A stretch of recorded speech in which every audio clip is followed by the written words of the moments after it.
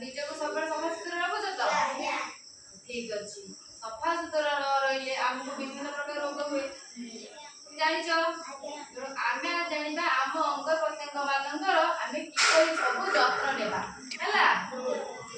ଠିକ ଅଛି। ପ୍ରଥମେ ଆରମ୍ଭ କରିବା ମୁଣ୍ଡ ପାଖରୁ। ଆମେ ମୁଣ୍ଡକୁ କେମିତି ସଫା କରିବା?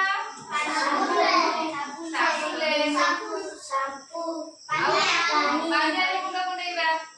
ପାଣିରେ ମୁଣ୍ଡ କୁଣ୍ଡେଇବା ନା ନାହିଁ ସମସ୍ତେ? ଆଚ୍ଛା, ଆଖିକୁ କେମିତି ସଫା କରିବା? ସକାଳେ ଉଠିଲେ ପ୍ରଥମେ ଆମେ ମୁହଁ ଧୁଅ। ସମସ୍ତେ ମୁହଁ ଧୁଅ ତ? ସମସ୍ତେ ଧୁଅ? ଆଖିକୁ କେମିତି ସଫା କରିବା? ପାଣି ଛାଟିକି ଆଖିରେ ଯୋଉ ଲେଞ୍ଜରା ଲାଗିଥାଏ ତାକୁ ଆମେ କଣ କରିବା? ରୁମାଲରେ ଧୀରେ ଧୀରେ ପୋଛିବା। ସମସ୍ତେ କର ତ? ଆଚ୍ଛା, ତାପରେ ଆସିଲା ନାକକୁ କେମିତି ସଫା କରିବା? ରୁମାଲରେ ହାତ ପୁରେଇବ ନାହିଁ।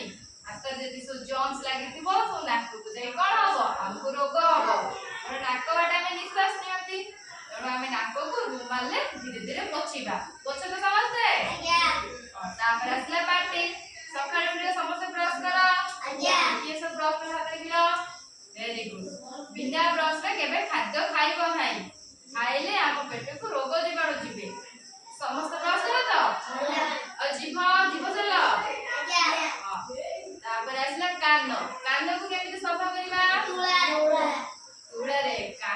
କାନ ଭିତରେ ଗୋଟେ ଛୋଟ ପର୍ଦା ଅଛି, ତେଣୁ କାନରେ କିମ୍ବା ନାକରେ ଆମେ କୌଣସି ଖଡି କିମ୍ବା କଇଁଆ ମଞ୍ଜି ଏସବୁ ପୁରେଇବା ନାହିଁ। ପୁରେଇଲେ ଆମ ପର୍ଦା ଫାଟି ଯାଇକି ଆମକୁ ଆଉ ଶୁଭିବ ନାହିଁ କି ଆମେ କୌଣସି ବାସ୍ନା ଜାଣିପାରିବା ନାହିଁ ହେଲା। ତେଣୁ ଆମେ କୌଣସି ଖଡି କିମ୍ବା କଇଁଆ ମଞ୍ଜି କାନ କିମ୍ବା ନାକରେ ପୁରେଇବା ନାହିଁ।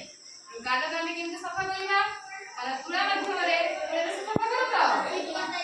ନା, ପିନ୍ କଣ୍ଟା ସେଥିପାଇଁ ଥଣ୍ଡା ଲାଗିଯିବ, ତେଣୁ ପିନ୍ କଣ୍ଟାରେ ବି କାନରେ ବସାଇବ ନାହିଁ ହେଲା। ତୁଳାରେ ସଫା କରିବ। ତାପରେ ଆସିଲା ଆମ ଶରୀରକୁ କେମିତି ସଫା କରିବା? ସମସ୍ତେ ଗାଧୋଉ ତ? ଗାଧୋଇଲା ବେଳେ କଣ ସବୁ ବ୍ୟବହାର କରିବା?